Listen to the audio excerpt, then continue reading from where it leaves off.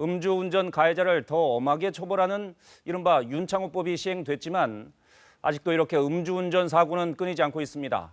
음주 차량에 가족을 잃은 피해자들은 씻을 수 없는 상처 속에 살아가고 있습니다. 6살 동생을 잃은 9살 형의 사연이 또 국민청원에 올라와서 안타까움을 자아내고 있습니다. 정지주 기자입니다. 청와대 국민청원 홈페이지에 올라온 글입니다. 대낮 음주운전 가해자의 강력한 처벌을 청원합니다. 6살 아들이 숨졌다죠. 그 엄마가 쓴 건데요. 그날따라 형제는 햄버거를 먹고 싶었고요. 코로나19 때문에 엄마 혼자 가게에 들어갔습니다. 형제는 가게 밖에서 엄마를 기다렸습니다. 그때 그 일이 일어났습니다. 얼마나 마시고 전부 돼가잖아. 그러게. 인도로 돌진한 승용차가 가로등을 들이받았죠. 쓰러진 가로등, 동생 6살 이모군을 덮쳤습니다. 이군은 결국 숨졌는데요. 사고 시각 오후 3시 반, 당시 운전자의 혈중 알코올 농도는 면허 취소 기준을 훨씬 넘었습니다. 대낮인데 만취 상태였습니다. 조기 축구 모임에서 술을 마셨다죠. 그대로 운전대 잡았다가 사고를 낸 겁니다. 구속됐습니다. 그리고 첫 재판이 열렸습니다. 숨진 이군의 가족도 참석했습니다. 사고 당시 함께 있었던 형 얘기를 전했는데요. 엄마 미안해 그러더래요. 그래서 뭐가 미안하니 그랬더니 나 혼자 피해서 미안해. 내가 동생을 데리고 피했어야 되는데 잘못했어요 라고 하면서 애가 자책을 하고 있더래요. 코로나19로 집에 있는 시간이 많아졌죠. 유난히 우애가 깊었던 형제.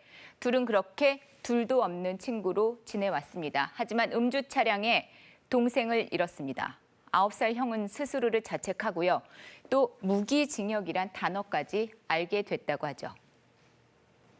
이번 판결이 기존의 판결과 다르지 않다면 계속해서 더 많은 피해자들이 생겨날 것이며 첫째 아이 역시 동생을 못 지켜줬다는 죄책감을 유족들은 사고가 난 지 2달인데 음주 사고 끊이지 않는 걸 언론 통해서 보아왔다며 이를 막기 위해 가장 중요한 건 무거운 판결이라고 강조했습니다.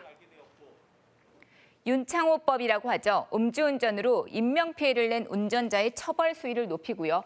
음주운전 기준을 강화한다. 내용들이 담겨 있습니다. 일단 처벌이 강화됐습니다. 사망사고를 낼 경우 3년 이상 징역 또는 무기징역으로 강화가 됐고요.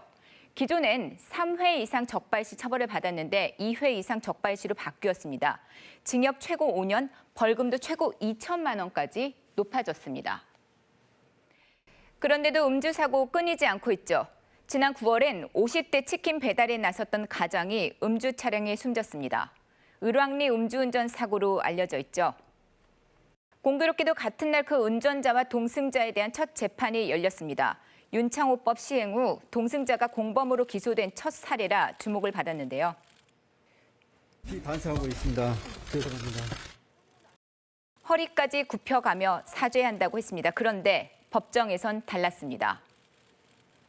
술 마신 기억은 있지만 사고와 관련해서는 잘 기억이 나지 않는다. 법률 대리인 통해서 이렇게 밝혔습니다.